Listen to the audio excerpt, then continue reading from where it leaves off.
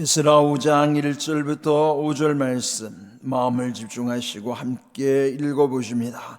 선지자들 곧 선지자 학개와 이또의 손자 스가랴가 이스라엘의 하나님의 이름으로 유다와 예루살렘에 거주하는 유다 사람들에게 예언하였더니 이에스알들의 아들 스룹바벨과 요사닥의 아들 예수아가 일어나 예루살렘에 있던 하나님의 성전을 다시 건축하기 시작하며 하나님의 선지자들이 함께 있어 그들을 돕더니 그때에 유브라데 강 건너편 총독 다뜨네와 스달보스네와 그들의 동관들이 다 나와 그들에게 이르되 누가 너희에게 명령하여 이 성전을 건축하고 이 성곽을 마치게 하였느냐 하기로 우리가 이 건축하는 자의 이름을 아뢰었으나 하나님이 유다 장로들을 돌보셨으므로 그들이 능히 공사를 막지 못하고 이 일을 다리오에게 아뢰고 그 답장이 오기를 기다렸더라. 아멘. 새벽에 말씀을 묵상할 때에 아마 여러분이 그 좀 어렵게 느껴지는 분도 있을 것입니다. 그렇지만은 이 말씀 속에 어떤 흐름이 있어요. 그 흐름이라고 하는 것은 계속 이어져서 오늘 우리에게까지도 이어지는 거예요. 그러니까 이 말씀 속에는 이미 과거의 어떤 사건들 속에서 하나님의 메시지가 담겨 있죠. 그러나 그는 단순히 과거로서만이 아니라 또 미래를 향하여 하나님의 음성은 계속 이어지는 것이고 증폭되어지는 거예요. 증폭이라는 점점 더 커지는 것이죠. 그래서 이 말씀은 단순히 과거 사건이 아니라 오늘 내게 현재일 뿐만 아니라 장차 하나님의 나라의 완성을 향한 미래를 향하고 있는 말씀이에요. 그러면 이 말씀이 어렵게 느껴지는 이유는 일단은 이 말뜻이 이해가 안 되니까 어려울 수 있죠. 그래서 무엇보다도 이런 어떤 말의 뜻이 풀리는 것이 중요하고, 그러면 그 말이라고 하는 것이 그 속에 어떤 맥락이 있는 거예요. 그런데 그 맥락은 흐름을 향하여 계속 이어져 간다는 것이죠. 그러니까 무엇보다 중요한 것은 흐름을 여러분이 잘 따라오는 게 중요한 거예요. 그래서 새벽에 이 짧은 시간이지만은 제가 이 말씀을 잘 풀어드리면은 이 상황 속에 이 맥락 속에서 어떤 말씀이 계속 흘러서 지금 나에게 들려졌고 또 앞으로도 하나님은 하나님 나라의 완성을 어떻게 이루실 것인가에 대해서 더욱 깨닫게 하시는 것이죠. 지금 이 전체적인 맥락은 이스라엘의 분열 왕국이 이제 다 망했잖아요. 북이스라엘은 주전 또 722년에 그 아수르에 의해서 무너지고 또 130여 년 후에는 이 남쪽 유다마저도 바벨론에 의해서 망하는 거예요. 그리고 그들이 바벨론에 70년 포로 생활을 마친 다음 이제 세상은 또 바뀌어 있어요. 그는 페르시아라고 하는 또 다른 제국이 등장하여서 그 페르시아의, 여기 성경 바사로 나오죠. 바사, 즉 페르시아의 고레스 왕이 집권하면서 하나님이 고레스에게 나타나시고 그 고레스로 하여금 명령하여 그 포로된 이스라엘 백성을 다시 조국으로 돌아가게 하시는 그런 환경이죠. 그러면 70년 세월이라고 하는 게 여러분 그게 만만치 않죠. 우리도 35년 식민지 통치를 받으면서도 얼마나 민족성이 많이 흐려졌습니까? 그런데 우리보다도 배나 많은 70년 포로 생활을 겪었다 그러면은 벌써 세대가 두 세대를 거쳐가는 거예요. 그러면은 그 새로운 후대들이 그 자기들은 경험해보지도 못한 조국으로 가서 하나님의 명령을 따라서 그 무너진 성전을 다시 건축하는 재건의 명령을 받고 간다는 것은 쉽지 않죠. 그래도 5만 명 되는 사람들이 순종해서 또 여기 스룹바벨과 예수아를 중심으로 그들이 이제 와서 하나님의 은혜 가운데 처음에 성전이 기초를 놓게 되고 공사를 시작할 즈음에 방해 세력들이 갑자기 이제 들이닥치게 된 거죠. 그는 그 땅에 있던 사마리아 사람을 중심으로 해서 여기에 이제 그 이름들이 나오죠. 그 심새와 또 한 사람, 그 둘이서 방해를 하는 거예요. 그들이 또 사람들을 이간질을 시키고 그러면서 결국은 왕이 바뀐 틈을 타가지고 오히려 또 왕에게까지, 그 페르시아 바사의 또 다른 왕에게 편지를 써가지고 이들이 지금 성전을 건축하고 이게 완공이 된다면 옛적에 당신들에게 조공드리던 것도 이제는 하지 않을 것이고, 이들이 이제는 당신으로부터는 이제는 완전히 이제 독립할지도 모른다. 그럼 이제 당신의 영토가 사라지게 될 것이라고, 그런 식으로 이제, 그래서 결국은 공사가 중단이 되는 거예요. 그런데 여기 이제 5장 오늘 읽은 말씀에 보면은 그 중단됐던 공사가 어떻게 다시 시작이 되는 것인가 하는 과정의 말씀입니다. 5장 1절을 보실까요? 선지자들 곧 선지자 학개와 이또이의 손자 스가랴가 이스라엘의 하나님의 이름으로 유다와 예루살렘에 거주하는 유다 사람들에게 예언하였더니 이에 스알디엘의 아들 스룹바벨과 요사닥의 아들 예수아가 일어나 예루살렘에 있던 하나님의 성전을 다시 건축하기 시작하며 하나님의 선지자들이 함께 있어 그들을 돕더라 그랬어요. 여기 보면은 2절에는 거기에 스룹바벨, 예수아, 이 두 사람은 1차 귀환 때 그 5만 명을 이끌고 왔던 두 사람의 지도자들이죠. 스룹바벨은 총독으로서, 예수아는 대제사장으로서. 그런데 이제 여기 앞에 보면은 그들을 돕는 두 사람의 선지자 이름이 나와요. 그 1절에 학개와 스가랴예요.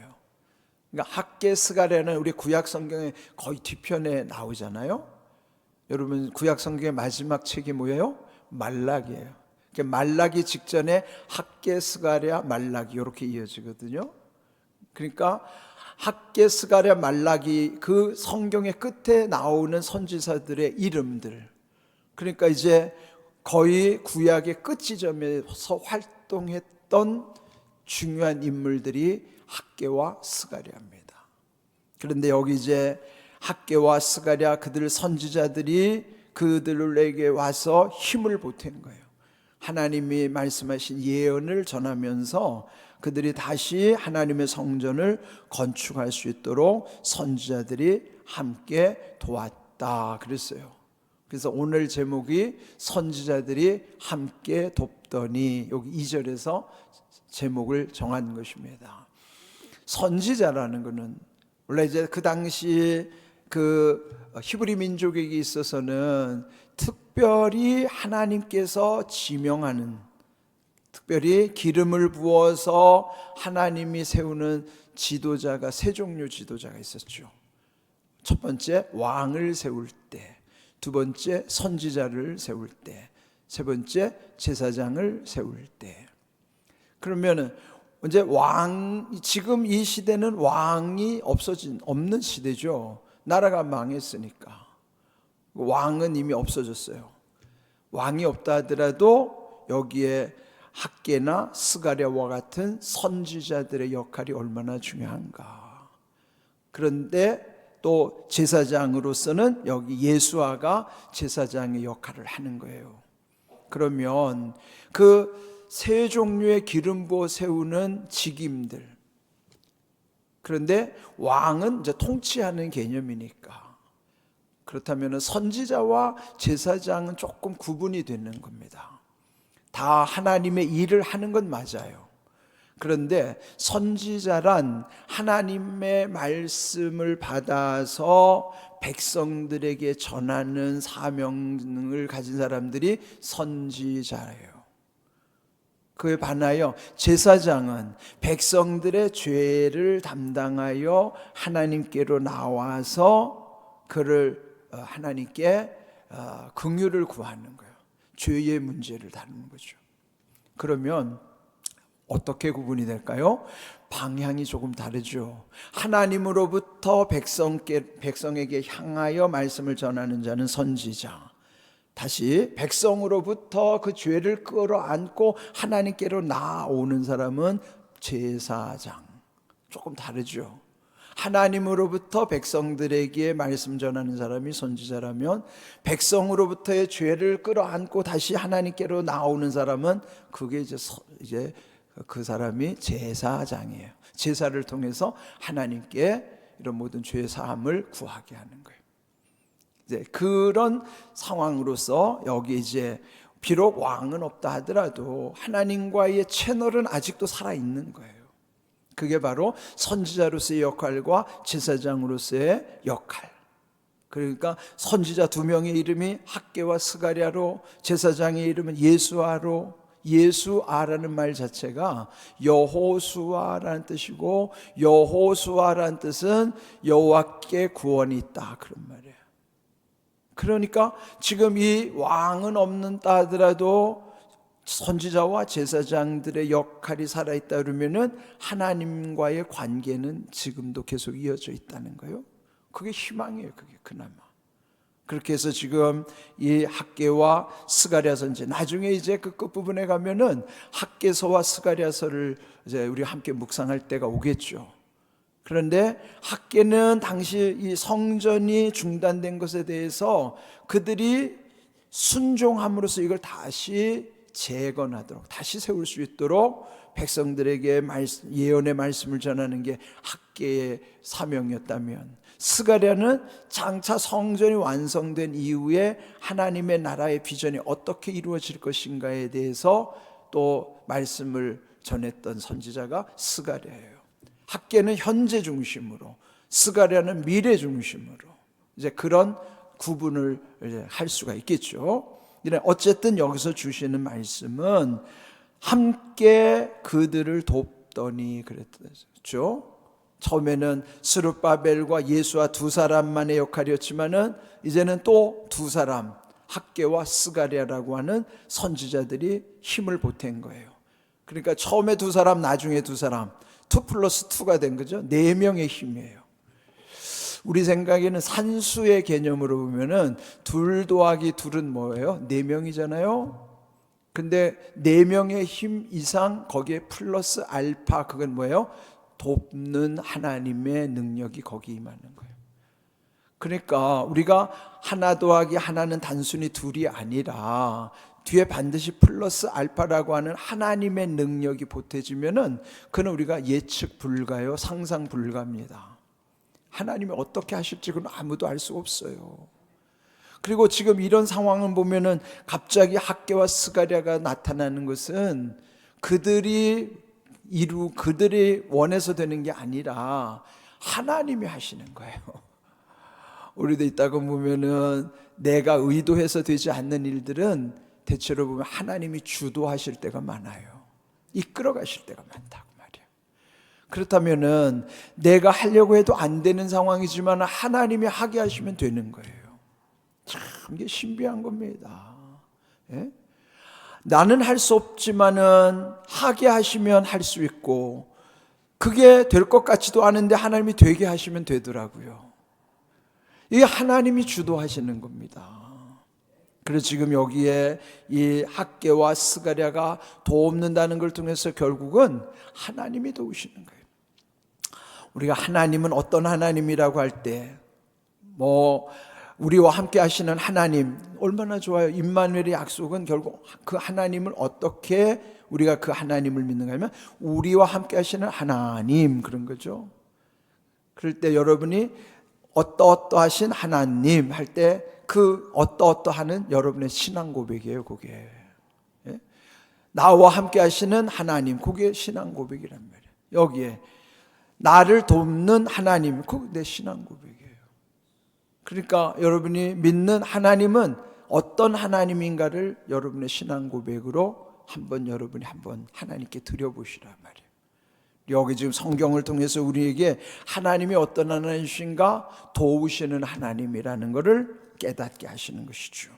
자, 그런데 여기서 또 3절에 보면 그때에 이제 성전이 다시 재건이 될 때에 유브라데강 건너편 총독 다뜨네와 스달보스네와 또 다른 사람들이 다 나와 지금 이 성전이 재건되는 것을 보고 누가 너희에게 명령하여 이 성전을 건축하고 이 성곽을 마치게 하였느냐, 이제 이거를 또 와서 책임을 추궁하는 그 총독들이 있었습니다. 그럴 때 여기 4절 우리가 이 건축하는 자의 이름을 아뢰었으나 하나님이 유다 장로들을 돌보셨으므로, 즉 누가 한 거예요? 하나님이 하셨다는 거예요. 예, 우리가 의도해서 되는 것이 아니고 하나님이 그 유다의 장로들을 돌보셨으므로 그들이 지금 와서 또 방해하려는 그들이 능히 공사를 막을 수가 없었더라 그러는 것이죠. 이 성전이 그 방해 세력으로부터 결국은 한 16년 동안 지체가 돼서 할 수가 없었던 거예요. 중단된 기간. 그러나 다시 재건되는 건 다시 한 4년여 동안에 그를 이제 다시 완공하는 과정을 이제 여기 이제 계속 이어가는 거예요. 자, 오늘 여기 주신 것 중에 중요한 건 뭐냐면은 하나님이 유다 장로들을 돌보셨다 그런 거예요. 하나님이 어떤 하나님이라고요?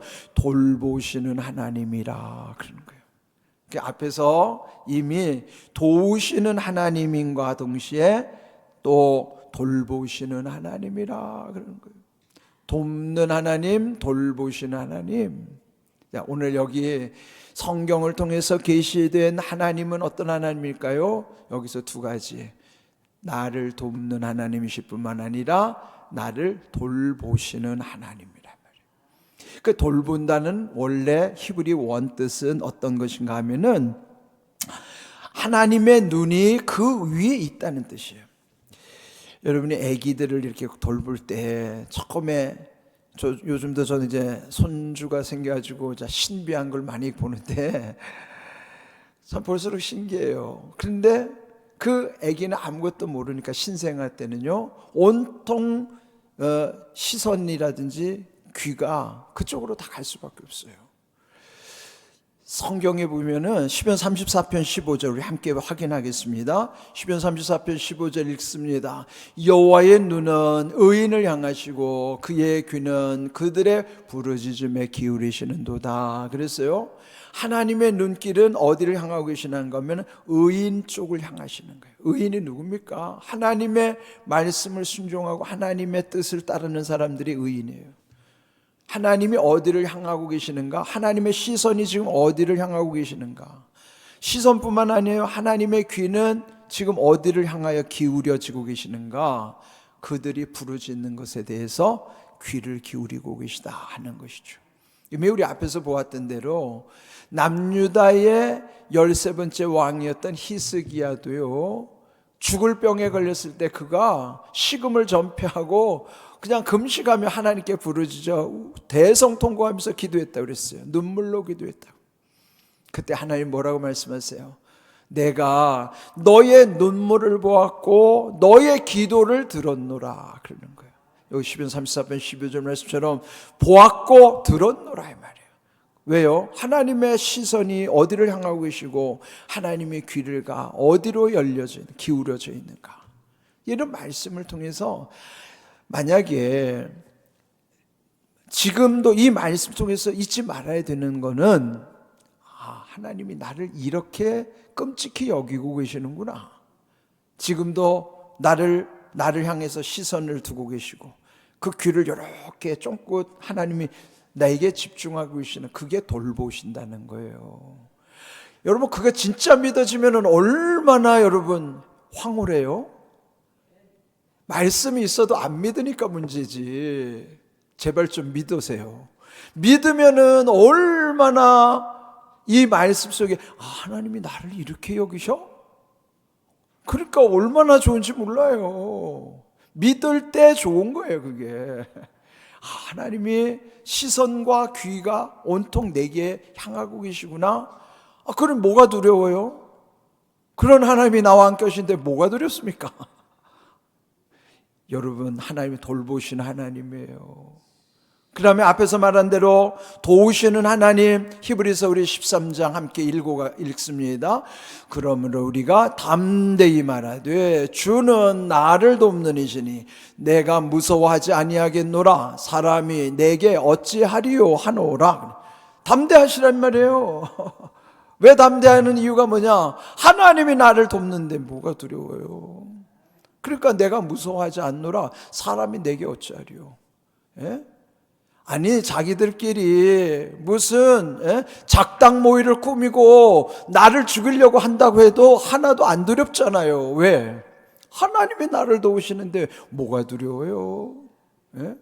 자기들끼리 아무리 작당 모의를 꾸미고 죽이려고 해도요, 하나님이 막으시면 안 되는 거예요. 하나님은 이렇게 나를 돕는 하나님이시고 나를 돌보시는 하나님이에요. 오늘 이 말씀 속에 나의 하나님, 남의 하나님이 아니고 나의 하나님이 어떤 하나님인가를 확실히 믿으세요. 나의 하나님은 나를 돕는 하나님이시고 나를 돌보시는 하나님입니다. 이런 귀한 은혜 안에 우리 말씀에 담대히 말하라고 하는 것처럼 담대하셔야 돼요. 그런 담대한 은혜 가운데 살아갈 수 있기를 주님의 이름으로 축복합니다. 아멘.